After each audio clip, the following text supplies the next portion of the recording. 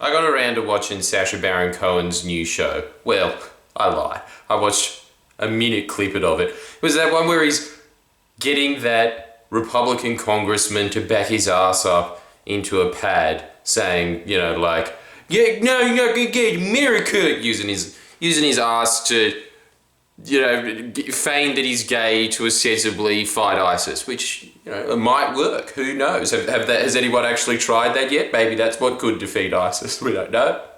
So it might be a genius idea from a genius man, Sacha Baron Cohen. So I feel sorry, first of all, feel so sorry for that Republican congressman. First off, the guy was pretending that he was from Israel.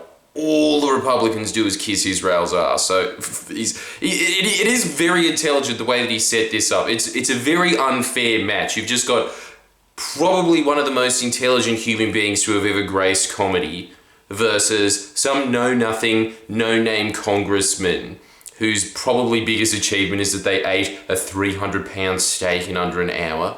And the dichotomy of that is just not fair to begin with. So let's just break down psychologically how difficult it was for that Republican congressman to say no to Sacha Baron Cohen in that scenario. So first off, he's pretended that he's Israeli.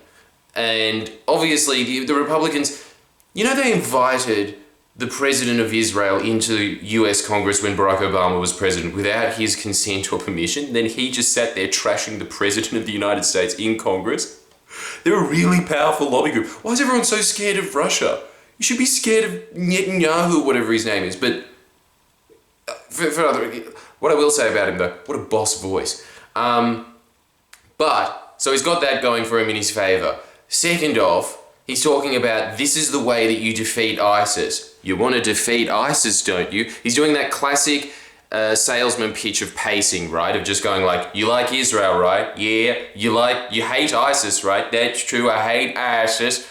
You're willing to do anything to defeat them? Absolutely. He's got all of these yeses behind him. And so he's building him up to make him say more outrageous things on camera and that it's okay because obviously it's going to be seen by a really right-wing Israeli audience, right? So that whole context got to him dropping the N-bomb on camera. But the thing is, if you look at the statistics, right, 80% of the population, if you just set up things in the right way like that, it's very simple, just pacing with a bit of authority like Sacha Baron Cohen set himself up to have, you can convince 80% of the population to kill someone very easily. In fact, there was an experiment where they were getting people to push someone off a building. So clearly homicide, and 4 out of 5 people just went pfft. And then obviously they just fell into a net, and then you see it on their face every time and go, what have I done? And it's because you're weak-minded, and if you keep watching this channel, you're not going to be weak, you're going to be strong, like this!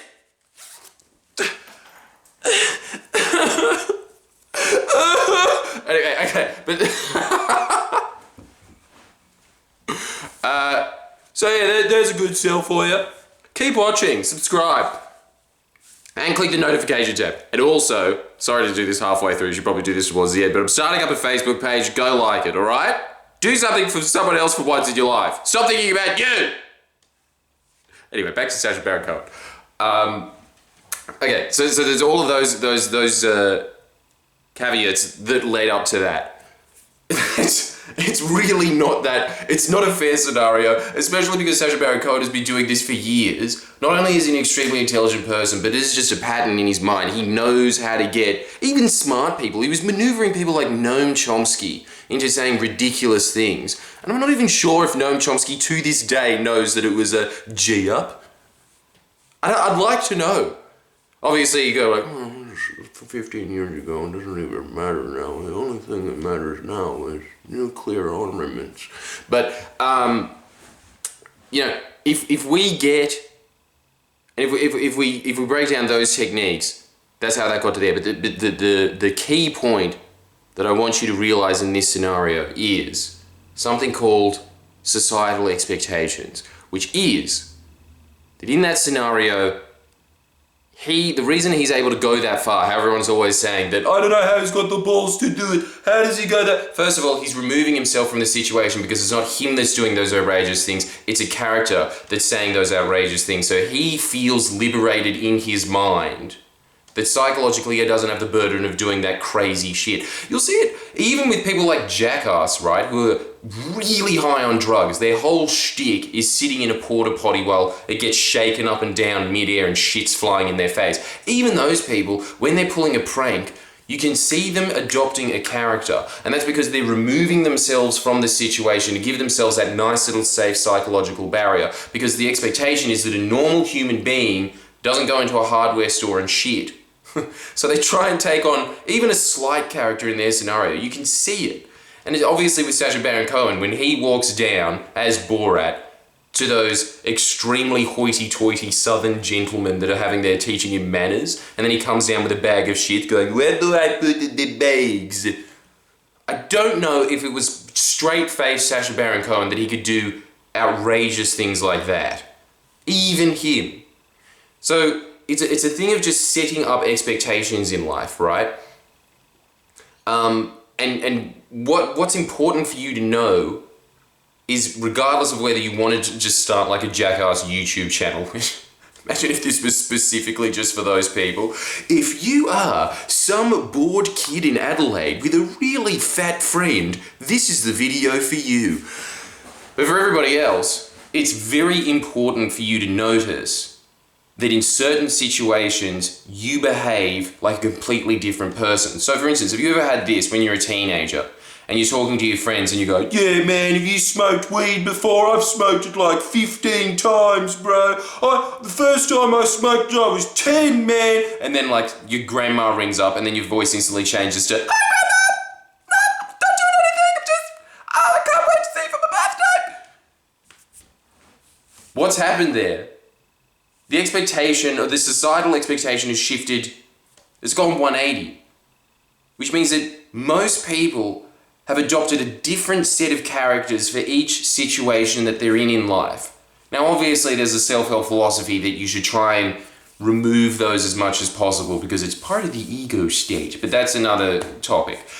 What you should be utilizing that for is using it and harnessing the power of that and how you can become a completely different person simply by saying, okay, I'm going to adopt this character now, being conscious of it. So a really good example of that is, say for instance, if fitness isn't part of your regime, if you start saying in your mind, how would a fitness instructor behave today? Not only are you going to work out, you're going to work out a lot harder because you're thinking in your mind, all right, I'm a fitness instructor at the moment. A really big reason as to why I do these videos is not just so I can impart wisdom onto you people, but yeah, let's talk about good old Geordies here for a moment. The reason why I'm doing it as well is because it reinforces in my mind these principles, and so it forces me to talk about them extemporaneously, thus putting them in thicker, right? And so with you, when you're thinking about, say, what's another example? So, yeah, we've already done the fitness one. Moving on. Health. No, but like, okay. All right. So, for instance, on the days when I'm doing stand-up, my regime is really solid. It's like I'm becoming a Melbourne Cup horse, just fed only the finest, given a nice clean trot to begin with. You're setting up your day so you have a really good day at the end of it, in terms of the fact that you've been exercised, you've meditated, you're feeling healthy, you haven't done anything stupid with your day, you've rehearsed it, you're doing things that you should be doing normally on most of your days, where you sit there and you go, well, I'm not doing anything today, so when Bill Burr has owned late night talk show hosts all day, let's do the marathon. There's so many of those days that go by, and it's because you've set up in your mind that I'm playing the lazy piece of shit character, right? Do you see where I'm going with this?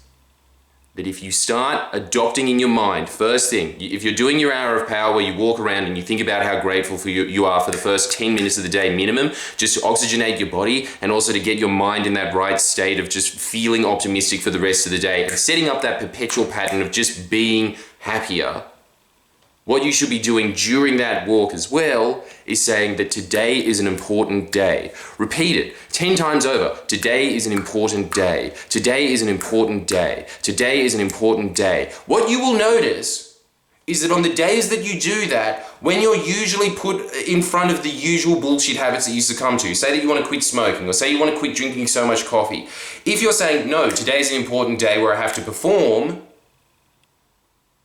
you'll notice that you won't do those habits as much. Am I saying that you're going to completely disregard those habits?